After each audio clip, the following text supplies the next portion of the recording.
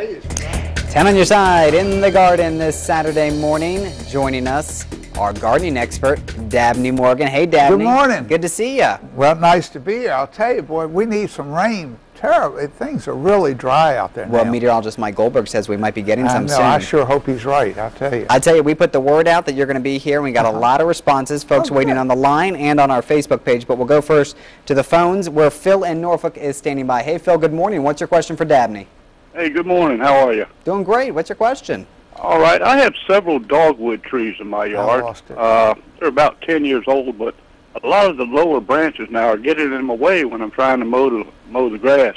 Says he has several dogwood trees in his yard, about 10 years old, and they're getting in his way when he's trying to mow the yard. When is the best time to prune those back? I assume he wants to prune up rather than back. And you can go ahead and do that now. If you're taking one or two small branches off, doesn't hurt a thing. If you're going to do some severe pruning, then we want to make sure the sap's all the way down. So we do that December through February. But as far as a branch here or there, it's fine to go ahead and do so now. All right, Dabney, I want to go to our Facebook page. Diana wrote in. She says hornets are destroying her lilac bushes. She says they're boring into them and leaving piles of sawdust. What can she do? Well, borers are a problem. Since it's an ornamental, we do have chemicals we can use for that are systemic. One in particular is called tree and shrub annual insect control, and you apply that to the ground, goes all the way up into the plant, and that protects it for the whole year.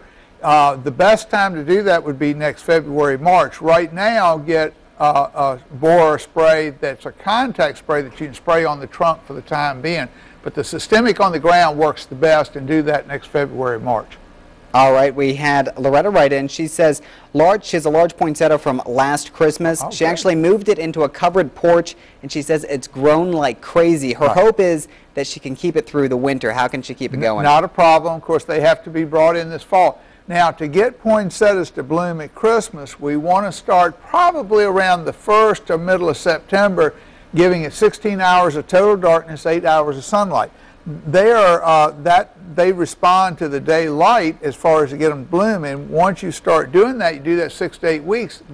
Once the bracts start coloring up, then you can leave it where you don't have to be concerned. But it will bloom this year for Christmas, yes. We've had a lot of folks asking about, of course, the smoke from this wildfire in the Great Dismal Swamp. Is that going to have any effect on local No, as far as the plant's concerned, it shouldn't be a problem at all. If you noticed any covering on some of your leaves of your more tender plants, just rinsing those off. But frankly, I think it's more for us because we're breathing it than the plants. All right, you mentioned that we need the rain. How are the gardens holding up out there? Well, tomatoes, I picked 12 tomatoes yesterday. Everything is still trucking along. But and you didn't bring any in for us?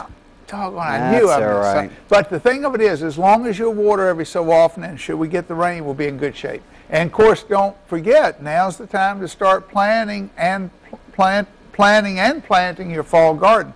Your collards can be planted at this time, kale, spinach, those type things. And of course, lettuce may wait 2 or 3 more weeks, but do plan on doing a garden in the fall. All right, you got to get on it now. Yes.